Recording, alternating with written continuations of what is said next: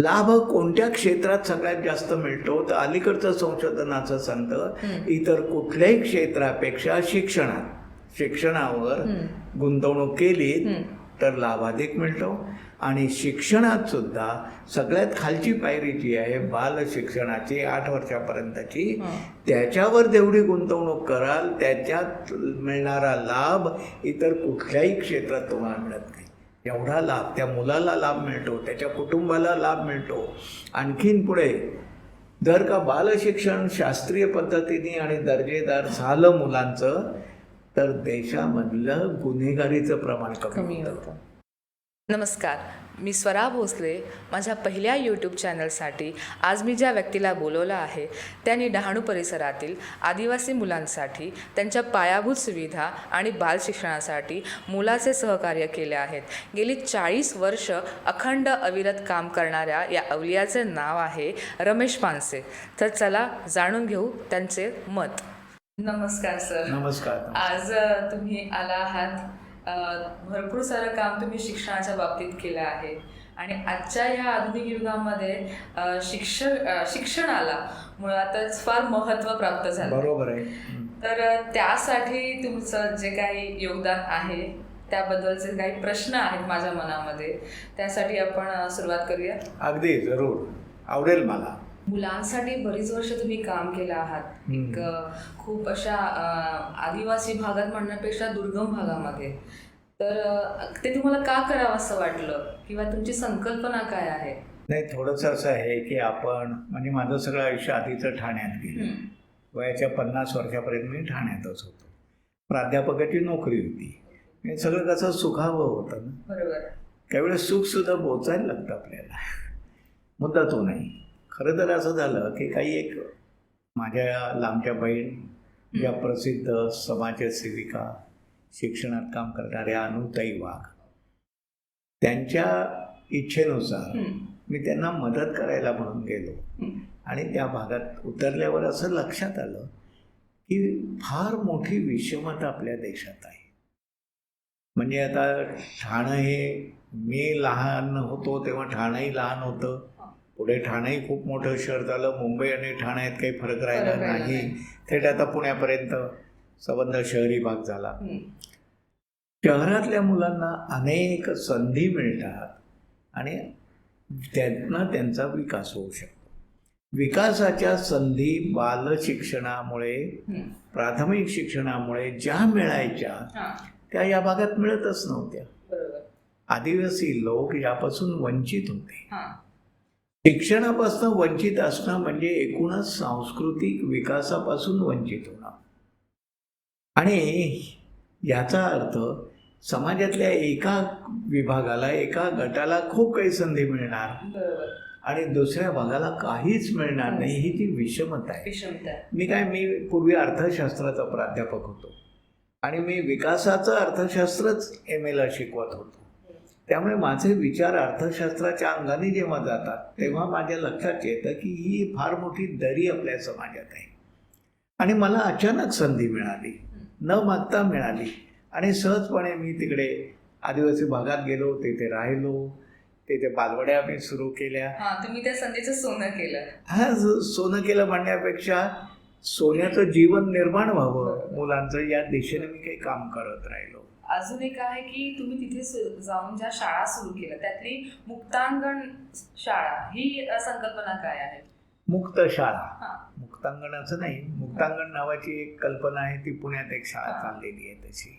मुक्त शाळा याचा अर्थ आमच्या आदिवासी मुलांना शाळेची सवय नव्हती. आम्ही कधी शाळाही सुरू केली नाही. आम्ही जिथे असायचो तिथे शिक्षण चालायचं. झाडाखाली बसलाय तिथे शिक्षण आहे, अंगणात बसलाय तिथे शिक्षण आहे. आणि मुलांना अशा तऱ्हेची एक संधी होती की केव्हाही त्यांनी यावं. म्हणजे बिना भिंतीची शाळा. बिना भिंतीची तर होतीच, पण बिना वेळेची होती. बिना वेळेची. म्हणजे टाइम टेबल नाही त्याला. काही वेळेस मुलं आली, एक दोघं तिघं, बसा रे, या जरा आपण गप्पा मारू. त्यांच्या सोयीनुसार त्यांना यावंसं वाटेल तेव्हा, त्यांच्या सवडीने. फक्त त्यांनी यावं हे प्रयत्न आम्ही करत राहिलो. त्यासाठी अतिशय आकर्षक अशी हां. व्यवस्था आम्ही केली आणि या सगळ्याला अलीकडे आम्ही मुक्त शाळा असं म्हणायला लागलो. मग त्या शाळेतून मुलांचा विकास म्हणजे प्रगत झाली मुलं की म्हणजे पालकांनी पाठवलं नाही पाठवलं? कारण आदिवासी होते ते, हां. कारण त्यांना शिक्षणापेक्षा बरोबर. कामाचं, बरोबर. शेती कामं म्हणा, शिकार करणं म्हणा, बरोबर आहे. ते महत्वाचं होतं. पण मग अगदी. त्यांनी मुलांना सहखुशीने पाठवलं की तुम्हाला काही प्रयत्न करावे नाही, आता लागले? गंमत अशी आहे, हाच तर खरा एक प्रवास आहे सगळा. म्हणजे अगदी सुरुवातीला आम्ही काम सुरू केलं हां. तेव्हा मुलांना आम्ही पकडून आणायचो, धरून आणायचो, या म्हणायचो, हे सगळं व्हायचं. बरोबर. पालक इतके या बाबतीत उदासीन होते, म्हणजे ते आपणहून तर पाठवायचे नाहीत, पण तुम्ही नेलं तर घेऊन जा की. अच्छा. म्हणजे घेऊन जाऊ नका असं नव्हतं. हां. पालकांना असं वाटत होतं आपली मुलं कधीतरी शिकावीत, हम्म. परंतु शिकणं म्हणजे काय माहीत नव्हतं. अशा परिस्थितीमध्ये आम्ही मुलांना जाऊन घेऊन यायचो. हम्म. विशेषतः लहान मुलांना आणावं लागायचं, मोठी मुलं त्यांच्या मागे यायची. आणि आमचं मुक्त अशा तऱ्हेचं शिक्षणाचा हा भाग जवळजवळ पहिली 10 ते 12 वर्ष चाललेला होता. सोपं नाही आहे.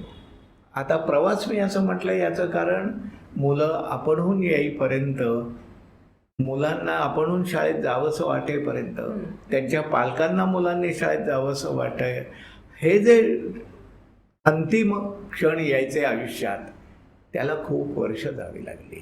बरोबर. पहिल्यांदा आम्ही मुलांना धरून आणत होतो, जाऊन घरी छोट्या मुलांना, कारण आम्ही बालवाड्या काढलेल्या होत्या.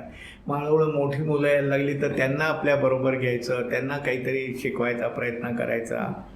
अशा तऱ्हेनं शाळेचं रूप ठेवलं नव्हतं. मुक्त अंगणात, मुक्त व्यवहार, मुक्त वेळेत, केव्हाही कुठेही कसंही. एक लक्षात घ्या, मी फार पुढे जेव्हा संबंध सैद्धांतिक अभ्यास करायला लागलो तेव्हा माझ्या एक लक्षात आलं की शिक्षण हे शाळेतच होता हा आपला गैरसमज. बरोबर.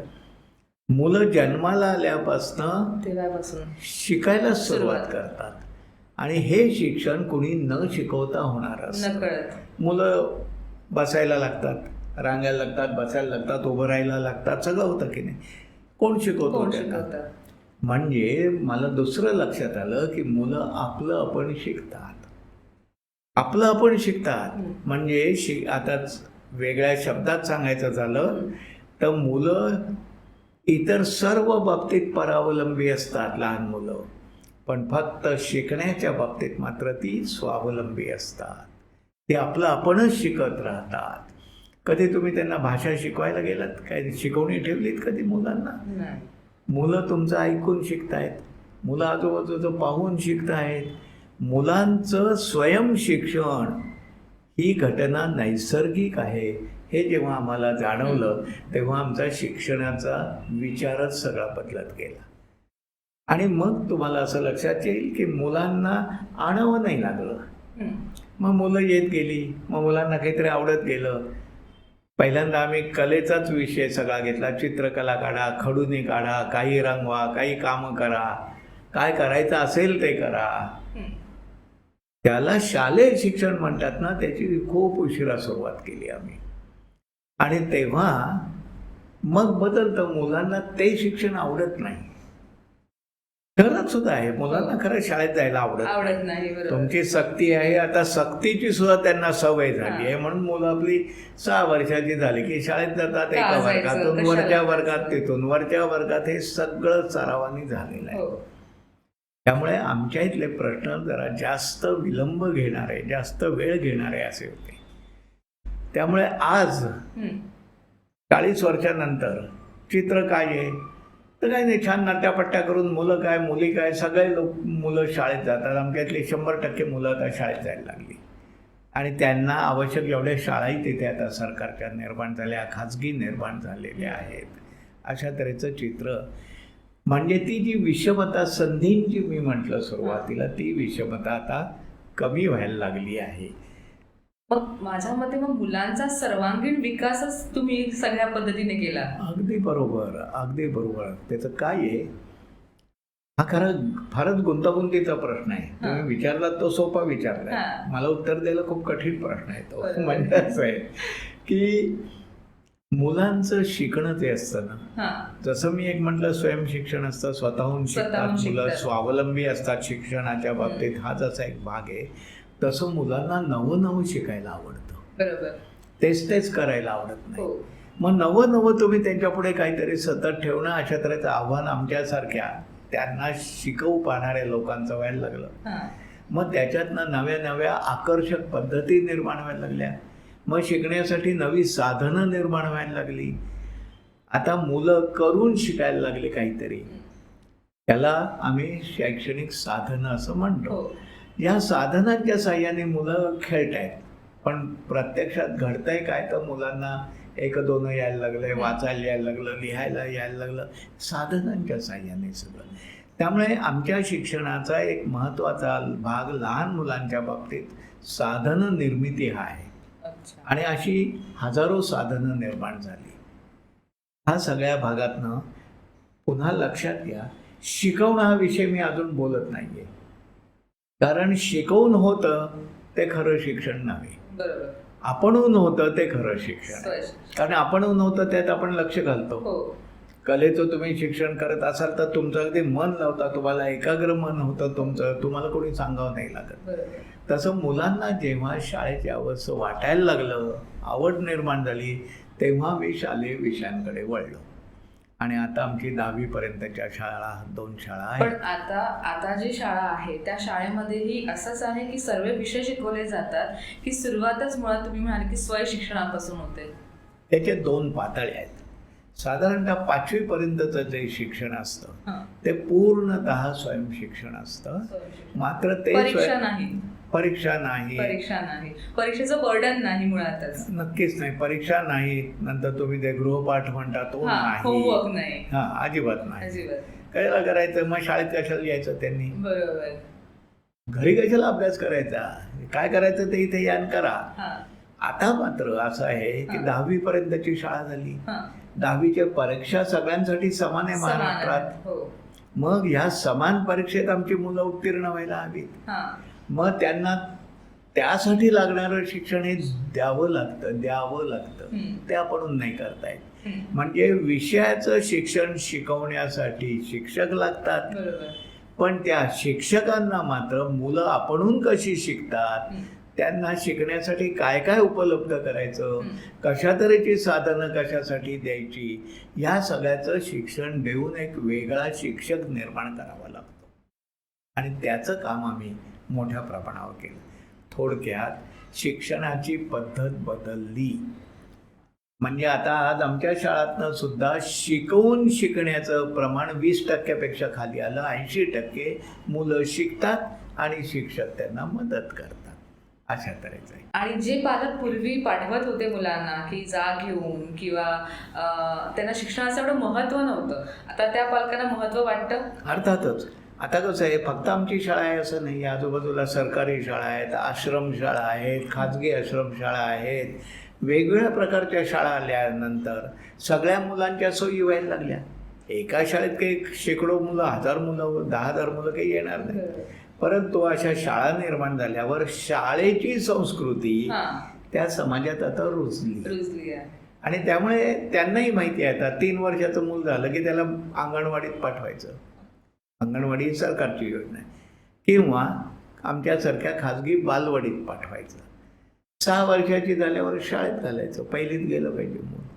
आता सर्रास, म्हणजे मी असं म्हणेन तरीही जिथे 0 साक्षरता होती तिथे आता जवळजवळ 90-95% साक्षरता झाली. खूपच मोलाची गोष्ट आहे. आणि एक 4-5% मुलं अजूनही अशी आहेत की जी अजूनही शाळेत जात नाहीत. त्यांची घरगुती काही कारणं असतात. त्यासाठी गव्हर्नमेंट म्हणजे सरकार काही उपक्रम राबवत नाही. सरकार खूप करतात. सरकार शाळांकरवी उपक्रम करतात. म्हणजे सरकारी जिल्हा परिषदेच्या ज्या शाळा असतात त्याच्या शिक्षकांना हे एक काम असतं की न शिकणारं कोणी राहू नये. बरोबर. त्या मुलांना शाळेकडे ओढून आणण्याचं काम त्यांनी केलं पाहिजे. आणि बरेचसे शिक्षक प्रामाणिकपणे हे काम करतातही. त्यामुळे हळूहळू साक्षरता वाढत जाते. आणि एक वेळ असे येते की 100% साक्षरता होणार आता. कारण आता आपण मुलीसुद्धा मुलांच्या इतक्याच सगळ्या, आमच्या ह्याच्यात पाहिलं तर निम्म्या मुली निम्मी मुलं आहेतच. त्यामुळे शिकायला आता प्रयत्न करावे लागत नाहीत मुलांच्या शिकण्यासाठी.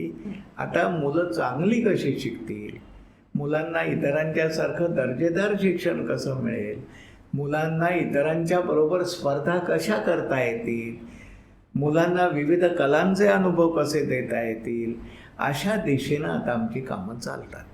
म्हणजे शिक्षण आहे, पण आता दर्जेदार शिक्षणाकडे कसं जायचं याचे आमचे प्रयत्न चालतात.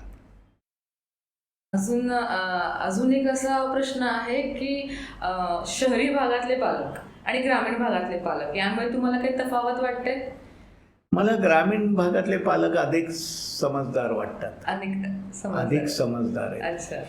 शहरातल्या पालकांच्या बाबतीत काय झालंय, ते जसे शिकले तसं मुलं शिकावीत असा एक गैरसमज त्यांचा आहे. जग बदललेलं आहे, त्यांच्या लक्षात येत नाही. पालकांनी खूप बर्डन दिलंय मुलांवरती, अति दिलेलं आहे. म्हणजे आमच्या इथे पालकांनी काहीही करू नये असं आमच्या शाळेत सांगितलं जातं.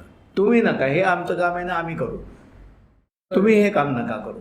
पण शहरात शक्यच सांगणं शक्य नाही आहे. आणि शहरातले पालक म्हणजे त्यांना असं वाटतं की आपण मुलांचे मालक आहोत आणि मी म्हणेन ते मुलांनी केलं पाहिजे. आणि इथेच मुलाचं आणि पालकांच्यातलं अंतर निर्माण होतं लहानपणीच, आणि मोठेपणी ते वाढत जातं. मुलं उपदेशातून शिकत नसतात, मुलं पालकांच्या हट्टाने शिकत नसतात, मुलं पालक सांगतील तेच करतील असं कधीही घडत नसतं.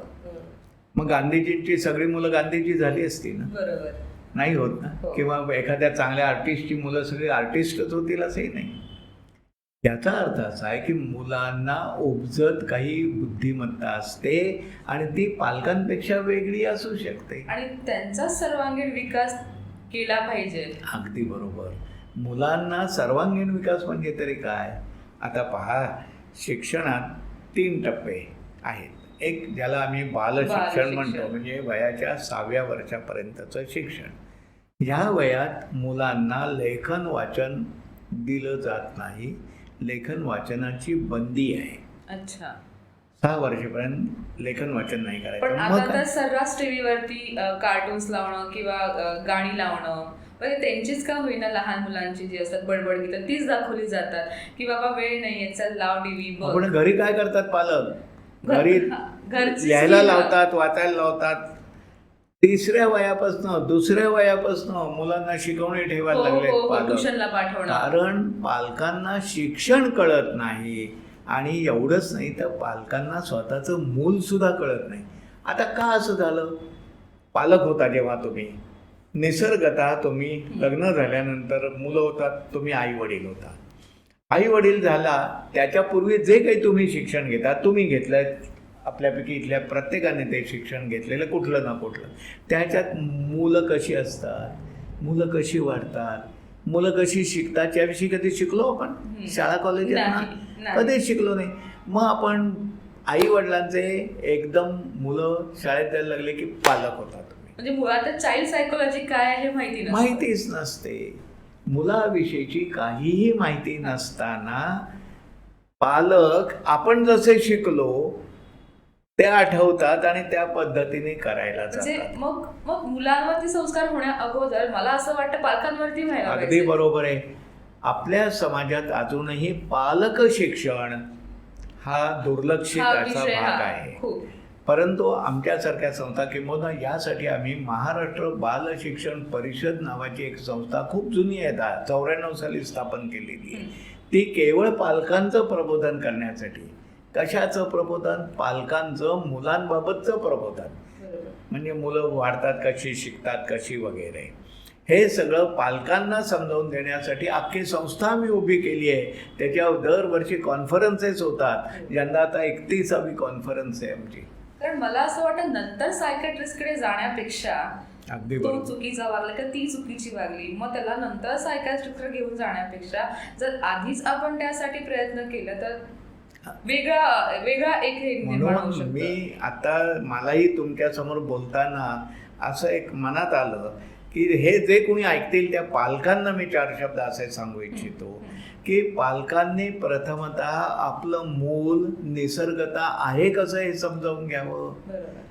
जरा वयाने मोठं झाल्यावर त्याच्यात काही क्षमता कोणत्या अधिक आहेत ते ओळखायला शिकावं. जरा आणखीन मोठी झाल्यावर त्यांना बुद्धिमत्ता कोणत्या प्रकारची आहे, कुणाला कलेची आहे तर कुणाला गणिताची आहे तर कुणाला खेळाची आहे, ह्या गोष्टी कळायला लागाव्यात. यासाठी पालकांनी आपण होऊन एकतर वाचन करावं. बालकांविषयीचे ग्रंथ खूप आलेत आता, हे अगदी मुळातच मराठीत माहिती सुद्धा. नाहीये. हा, हे माहीत हे नसतं. माहीतच त्यामुळे नाही. पालकांनी अभ्यास केला पाहिजे. म्हणजे मुलांनी चांगला अभ्यास करावा एवढ्यासाठी पालकांनी मुलांचा अभ्यास केला पाहिजे. आणि हे करण्यासाठी हे कसं करावं यासाठी आम्ही संस्था चालवतो. कारण एका चांगल्या शाळेत टाकलं की आमची जबाबदारी संपली हे असं वाटतं पालकांना. पण त्यानंतर आपला मुलगा नक्की काय करतोय, त्याला काय आवडतंय, त्याचा कल कुठच्या विषयाकडे बरोबर आहे, आहे. ह्याच्याकडे पूर्णपणे दुर्लक्ष झालेलं असतं. आणि मग वेळ निघून गेल्यावरती की शाळा जबाबदार आहे किंवा शिक्षकच जबाबदार आहेत, पण मुळातच तुम्ही वेळ दिलेला नसतो तुमच्या मुलाला. तर ह्या संबंधी काय मत आहे तुमचं? आता खरं काय आहे तिथे म्हणजे फार मोठ्या गमतीचा एक संघर्ष आहे तिथे, बरं का, किंवा मानवानी चाललेली असं म्हणतो. आपल्याही आई वडिलांनी आपल्याला मोठं केलंच आहे ना, वेळ देऊन केलं आहे ते. मग आता असं बोला वेळ देत नाही काय, नाही नक्की काय होतं? इतकं सोपं नाही. दोन गोष्टी लक्षात वेगळ्या आहेत, पूर्णपणे वेगळ्या. एक पहिली गोष्ट, शिक्षकांची सगळी जबाबदारी मुलं आपल्याकडे आली की ती चांगली शिकती होतील हे पाहणं. ते पुरेसं करत नाहीत. ते नुसतं पाट्या टाकल्यासारखा विषय शिकवतात. कारण आता ट्युशन ही एक वेगळीच संस्था निर्माण झाली आहे. ते पुढचाच भाग आहे. पण पालकांच्या बाबतीत बोलायचं झालं तर शिक्षक काय करतात, पालकांवर ढकलतात. ते घरी करून घेत नाही, ते घरी असं नाही, ते घरी तसं नाही. माझं सरळ म्हणणं असं आहे, शिक्षण हा एक व्यवसाय आहे. बरोबर. शिक्षक हा एक व्यावसायिक आहे. त्याच्यावर विसंबून मी माझी मुलं जर का त्यांच्या शाळेत घातली तर त्यांच्या शिक्षणाची सगळी जबाबदारी शाळेने घेतली पाहिजे, शिक्षकांनी घेतली पाहिजे. उलट माझ्याकडे बॉल नाही मारू त्यांनी, समजलं की नाही, रिबाउंड नाही करू. तर मुळातच पालकांना हे कळलं पाहिजे की शाळेत मुलं शिकतात की नाही हे पाहता आलं पाहिजे. शिक्षक नीट शिक्षक विषय शिकवतात, तो मुलांना नाही शिकवत. ते विषयाची तयारी करतात, त्यासाठी D.Ed B.Ed काहीतरी करतात आणि शिकवतात. म्हणजे विषयाची तयारी करतात, पण मूल माहितीच नसतं. आणि आमचा सगळा भर सगळ्या पातळीवरच्या शिक्षणात मूल समजावून घेण्यावर आहे. आणि त्याच्याविषयी उदंड आता वाङ्मय उपलब्ध आहे. 3-4 क्षेत्रामध्ये गेल्या 40-50 वर्षामध्ये इतकं मोठं संशोधन झालेलं आहे की जो आता सगळा नव्या शिक्षणाचा गाभा आहे. उदाहरणार्थ मानसशास्त्र खूप पुढे गेलेलं आहे. त्याच्याच बरोबर भाषाशास्त्र पुढे गेलेलं आहे.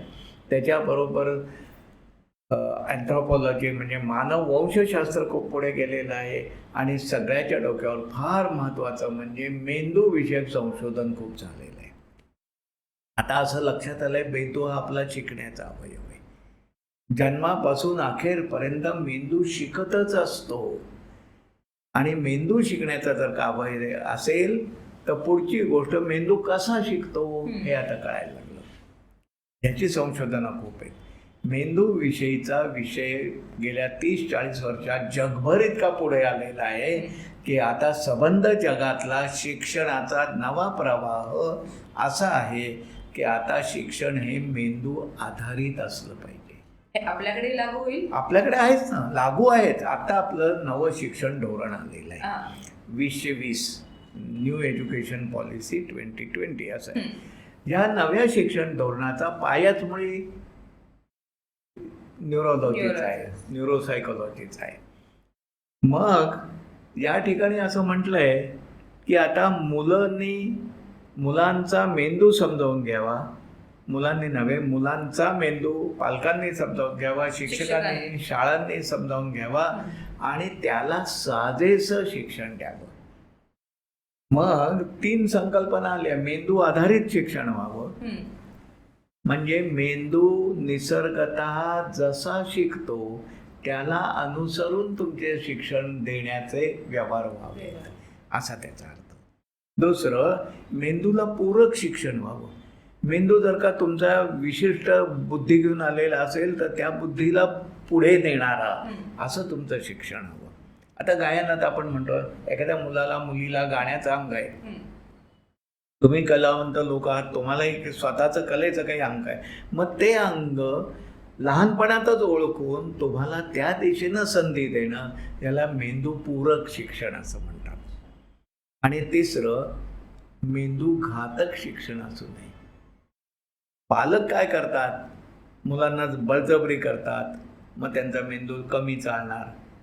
तुम्ही मुलांना बडवलत, मेंदू चालणार नाही. तुम्ही ओरडला जोरात, मेंदू चालणार नाही, कारण मेंदू चालला नाही तर शिक्षण होणार नाही. म्हणजे एखादा गणित येत नाही म्हणून जर का तुम्ही त्याला फटका मारलात तर पहिली गोष्ट मेंदूत कुठली घडते की गणित नक्कीच येणार नाही, मग बाकी सगळं. त्यामुळे हे मेंदू विरोधी शिक्षण आहे.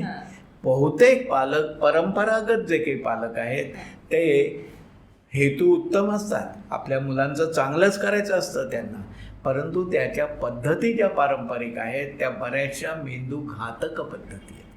आणि आम्ही सगळं नवं शिक्षणाचा आग्रह धरणारे माणसं लोकांना त्या पद्धतीतनं बाहेर काढण्याचा प्रयत्न करतो. आता पालकांनी हे समजून घेतलं पाहिजे की आपली मुलं स्वतंत्र व्यक्ती आहेत, त्यांना स्वयंशिक्षणाची ताकद आहे, निसर्गतः त्यांना काही क्षमता मिळालेल्या आहेत, त्या क्षमतांच्याच मागे ते जाणार. डॉक्टरांचा मुलगा आहे म्हणून तो डॉक्टर नाही होणार, तो चित्रकार होईल त्याला वाटलं तर.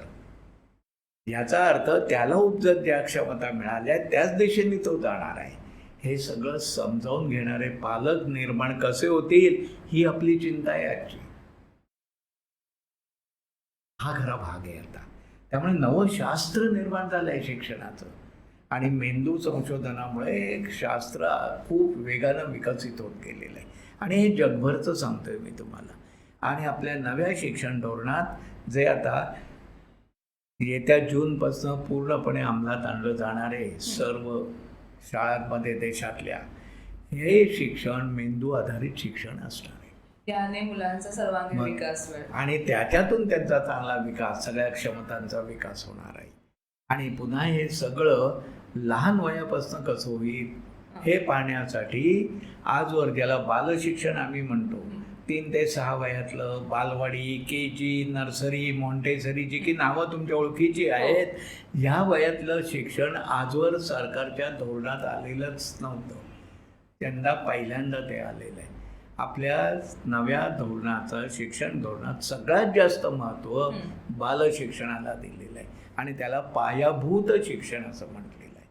आणि सरकारचे सगळे उपक्रम फार वेगाने आता हे पायाभूत शिक्षण कसं बळकट दिलं जाईल, कसं दर्जेदार दिलं जाईल आणि कसं सर्वांना मिळेल या दिशेने आता प्रयत्न चालले. पण एक प्रश्न, बाल शिक्षण खरंच महत्वाचं आहे का?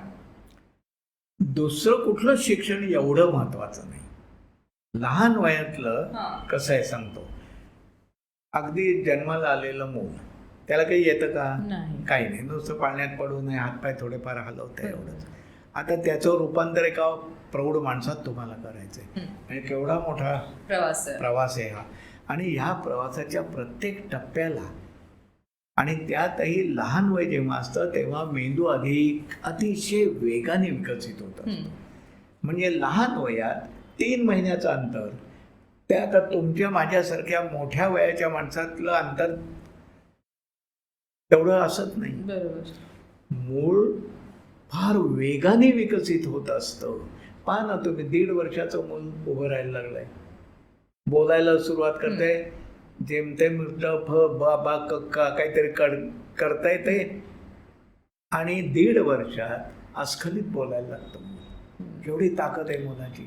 तेवढं तुम्हाला मला, जे 6 वर्षापर्यंत मूल आपणून भाषा शिकतात, तेवढी तुम्हाला मला शिकायला 60 वर्ष लागतील. ती त्याच वयात शिकलो म्हणून आपल्याला ती आली. बालवय कशासाठी महत्त्व आहे? बालवयाचं महत्त्व असं आहे, लहान वय. आणि आता तर मेंदू आधारित शिक्षणानुसार नवीन वय घेतलेलं आहे सरकारने. आता 8 वर्षापर्यंतचं वय हे बाल शिक्षणाचं वय मानलेलं आहे. आणि 8 वर्षापर्यंत म्हणजे तुमची 1ली 2री इयत्ता, 6 नंतर प्राथमिक शिक्षण, 1ली 2री इयत्ता आता बालवाडीत घेतली आहे, बालवाडीला जोडली आहे. म्हणजे का तर ह्या वयात मेंदू फार वेगाने विकसित होतो. त्या वयातच मेंदूवर कुठलाही आघात न होणारं असं शिक्षण घ्यायचं आहे. आणि हे बालशिक्षण म्हणून महत्त्वाचं आहे, कारण बालशिक्षण हे पुढच्या शिक्षणाची तर तयारी आहेच, पण संपूर्ण जीवनाची तयारी बालशिक्षणात नव्हती. टप्प्याटप्प्याने मेंदू विकसित होतो, विकसित त्या होतो. टप्प्याने तसंच शिक्षणाला बदलत जावं लागतं, बदलत जावं. असं आहे ते.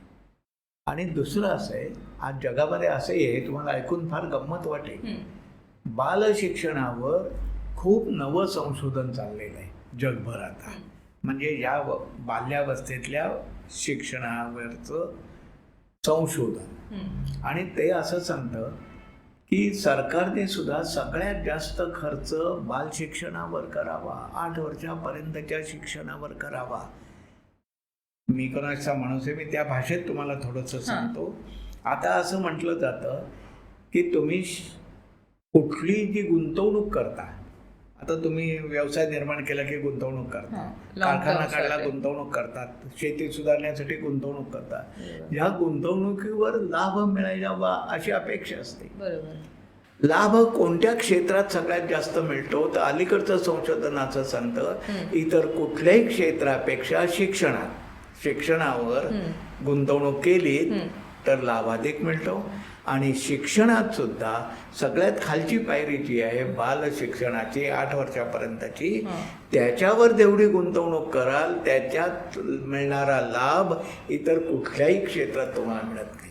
एवढा लाभ त्या मुलाला लाभ मिळतो, त्याच्या कुटुंबाला लाभ मिळतो. आणखीन पुढे जर का बालशिक्षण शास्त्रीय पद्धतीने आणि दर्जेदार झालं मुलांचं, तर देशामधलं गुन्हेगारीचं प्रमाण कमी होतं. सरकारला कराचं उत्पन्न खूप मिळतं. सरकारला जे फार मोठ्या प्रमाणावर कायद्यांना पालन पोषण त्यांचं करावंच लागतं ना सरकारला, त्याच्यावरचा जो खर्च आहे तो कमी होतो. आता जगभर बालशिक्षण हे शिक्षणातलं सगळ्यात महत्त्वाचं शिक्षण मानलं जातं. ते गुंतवणुकीचा लाभही जास्त देतं आणि समाजाला अधिक नैतिक करण्याच्या दिशेने सुद्धा त्याच वयातले अनुभव मदत करतात. पण आता नवीन जनरेशन आपण जे बोलतो ते तुम्हाला वाटतं की ह्या पूर्ण बेसवरती लोक चालू शकतील? उलट माझं असं म्हणणं आहे की आपण याचं प्रबोधन फार मोठ्या प्रमाणावर व्हायला हवं. सगळ्या पालकांनी, सगळ्या शाळांनी हे शिकावं लागणार आहे, आता समजून घ्यावं लागणार आहे. आता पण मुळातच पालकांना हे समजलं पाहिजे, पालकांना समजलं पाहिजे, सरकारला समजलं पाहिजे, मंत्र्यांना समजलं पाहिजे ना. त्यांना काही समजत नाही शिक्षण, त्यामुळे ते बालशिक्षणाचं वाटोळं करू शकतात. ते होऊ नये एवढ्यासाठी आमच्यासारख्या संस्थांना जागरूक राहावं लागतं. कारण ही संकल्पना जी तुम्ही मांडता आहात ती मुळातच खूपच सुंदर आहे, पण त्याच्यावरती असं घडू शकेल का? म्हणजे हेच तुम्ही म्हणतात मंत्री किंवा पालक म्हणजे हे करू शकतील का? याचा सरळ अर्थ असा आहे की सरकारला सुद्धा बदलायला पाहिजे. सरकारने आपणहून बदलायला हवं. कारण आता इतकं संशोधन त्यांच्याही डोक्यावर येतं आहे तर ते टाळून त्यांना पुढे नाही जाता येणार. तंत्रज्ञान कसं कळतं सगळ्यांना, तसं आता शास्त्रज्ञान सुद्धा कळावं लागेल. आणि याच्याशिवाय सरकारला आता गत्यंतर नाही. रस्ते बांधताय सरकार, चांगले रस्ते बांधू शकतं सरकार, चांगले पूल बांधू शकतं, तसं चांगलं शिक्षण सुद्धा सरकार करू शकेल. पण आत्ताची स्थिती जर का मला विचारली तर आपल्या देशात आणि त्यातही महाराष्ट्रापुरतं बोलायचं झालं तर महाराष्ट्रात अजूनही शासनाच्या लेखी शिक्षणाचं महत्त्व अतिशय कमी आहे. माझा तोच मुद्दा होता पुढचा की महाराष्ट्रामध्ये असं वाटतं का की शिक्षणाच्या बाबतीत थोडं आपण मागे आहोत? आपण मागेच आहोत, पण इतरांच्या मागे अशा अर्थाने नाही म्हणत आहे मी. इतरही असेच मागे आहेत, इतरही राज्य. निरक्षरता नको आहे पूर्ण, निरक्षरता नाहीच, पण मुलांचं शिक्षण आता शास्त्रीय पद्धतीने व्हायला हवं. ज्या पद्धतीने व्हायला हवं त्याचं शास्त्र उपलब्ध आहे. अनेक संस्था त्याचा वापर करतायत आणि हे सगळं आता सरकारपर्यंत पोचलं आहे. आत्ता मला असं दिसतंय, अगदी आजकालची गोष्ट जर करायची झाली, महाराष्ट्रापुरती करायची झाली, तर महाराष्ट्र शासन खूप जागरूक झालं आहे. बालशिक्षण महत्त्वाचं आहे त्यांना पटलेलं आहे आणि म्हणून अनेक प्रयोग, अनेक उपक्रम, अनेक कार्यक्रम नव्यानं निर्माण केलेले आहेत. आणि आता सरकारची अनेक लोक जीव तोडून त्यात काम करतायत. म्हणजे मी तुम्हाला सांगतो, मी बालशिक्षणाचा ध्यास 40 वर्षापूर्वीपासून घेतला, पण मला असं दिसतंय, माझ्यामुळे नव्हे पण एकूण काळ इतका छान असा आलाय की माझा जे करावंसं वाटत होतं, जे व्हावं असं वाटत होतं, ते आपोआप आता होत चाललेलं आहे. म्हणजे 40 वर्षापूर्वी जे स्वप्न तुम्ही पाहिलं होतं ते तुम्हाला आता पूर्ण होताना दिसतंय. ते माझ्यामुळेच नव्हे, मी त्यातला एक छोटासा घटक असेल, पण मी माझ्यामुळे नव्हे तर सरकारच सगळं जागरूक झालंय आणि त्यामुळे फार सुरेख रीतीने आखणी चाललेली आहे. त्यामुळे तुमचा प्रश्न होता महाराष्ट्रात हे घडेल का, तर घडेल. आपण आशावादी राहूया. सरकार करणार आहे, सरकारला मदत करूया, आपण इतर समाजाला मदत करूया. जो माणूस बालशिक्षण समजावून घेईल त्यांनी ते इतरांना समजावून देण्याचं काम करायचं आहे. तुमच्या तरुण माणसांचं ते खरं काम आहे. अशा तऱ्हेनं पुढे जायला हवं आपल्याला. तर शेवटचा माझा असा प्रश्न आहे की आतापर्यंत तुमच्या अनुभवाने तुम्हाला काय वाटतं? मी खरं बालशिक्षण आणि प्राथमिक शिक्षणाबाबतच प्रामुख्याने काम केलं, त्यामुळे त्या बाबतीतच अनुभवातनं बोलतोय. तसा प्राध्यापकही होतो, पण त्याविषयी मी बोलत नाही. म्हणजे प्राथमिक आणि हे पायाभूत शिक्षण आहे, बालशिक्षण आणि प्राथमिक शिक्षण, आणि या संदर्भात चांगले दिवस आता शिक्षणाला येत आहेत. अशा वेळेस 3 महत्त्वाच्या समाज गटांना आपापल्या जबाबदाऱ्या पार पाडल्या पाहिजेत. त्यातला पहिलं म्हणजे शासनाला. आणि आत्ता मला ते दिसतंय चित्र गेल्या 2 वर्षातलं, ते शासन नेटानं प्रयत्न करत आहे.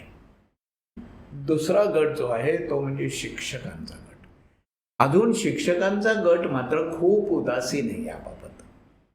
शिक्षकांच्या गटाला आता नवं ट्रेनिंग दिलं जाणार आहे, परंतु ट्रेनिंगविषयी सुद्धा प्रशिक्षणाविषयी सुद्धा बऱ्याचदा शिक्षक वर्ग उदासीन असतो, कारण त्यांच्या नोकरीची जी एक चौकट आहे त्यात काहीही नवं न करता सुद्धा ते शेवटपर्यंत जगू शकतात. त्यामुळे काही करावं अशी उर्मीच नसते. आणि मला 100तले 2 शिक्षकच असे दिसतात ज्यांना विलक्षण उर्मी आहे. म्हणजे हे प्रमाण फार कमी आहे. अगदी 2 मोजलेलं नाही आहे, 10 म्हणा. परंतु शिक्षक वर्गाला बदलायला पाहिजे. नव्या काळाला अनुसरून तांत्रिकदृष्ट्या ते बदलतात. प्रत्येकाच्या घरात मोबाईल आला, हातात मोबाईल आला, खिशातनं 2 सुद्धा मोबाईल असतील, गाडी आली, सगळं आलं. काय आलं नाही? ज्ञानातला बदल त्यांनी स्वतःत रुजवलेला नाही. मी ते म्हटलं ना सुरुवातीला, मूल कसं असतं ते शिकलं पाहिजे, ते काही आलेलं नाही. पण शिक्षक हा दुसरा महत्त्वाचा घटक. आणि तिसरा घटक पालक आहे. केवळ शिक्षकांवर अवलंबून शिक्षण करून चालणार नाही. घरचं जे काही संस्कार म्हणतात त्याला, किंवा घरचं जे काही शिक्षण म्हणू, ह्या शिक्षणाचं करते जर का पालक लोक असतील तर त्यांचंही शिक्षण व्हायला हवं, प्रशिक्षण व्हायला हवं, ट्रेनिंग व्हायला हवं. पालकांनी आपणहून जागरूक झालं पाहिजे आणि अशा तऱ्हेचं ट्रेनिंग स्वतःहून घ्यायला तयार झालं पाहिजे. हे 3 घटक जर का एकत्र आले तर महाराष्ट्रातल्या शिक्षणाला पुढचा काळ अतिशय लाभदायक आहे अशी माझी खात्री आहे. माझं आयुष्य काही संपत नाही आलेलं, अजून भरपूर आयुष्य मला आहे. त्या ह्याच्यात हे चित्र दिसणार आहे आपल्या महाराष्ट्रात. शिक्षणातलं प्रमाण वाढलं पाहिजे, सार्वत्रिकीकरण झालं पाहिजे. दुसरं, शिक्षणातलं नुसतं सार्वत्रिकीकरण उपयोगी नाही, तर शिक्षण दर्जेदार झालं पाहिजे. प्रत्येक मुलाला आता उत्तम शिकण्याचा, दर्जेदार शिकण्याचा हक्क मिळालेला आहे आणि त्यामुळे हा हक्क त्याचा अबाधित राहील असं आपल्याला पाहिलं पाहिजे. म्हणजे शिक्षण सगळ्यांना मिळालं पाहिजे, सगळ्यांना उत्तम दर्जाचं शिक्षण मिळालं पाहिजे. आणि ते शहर आणि खेडी, हे जाती आणि त्या जाती, ह्या ज्या विषमता निर्माण करणाऱ्या गोष्टी आहेत त्या मुळापासून नाहीशा केल्या पाहिजेत. आपली भावना बदलली पाहिजे, आपली मनोरचनाच बदलायला हवी आपल्याला. एक समाज म्हणून आपण अधिक ताठपणे उभं राहायचं असेल तर चांगल्या शिक्षणाशिवाय पर्याय नाही.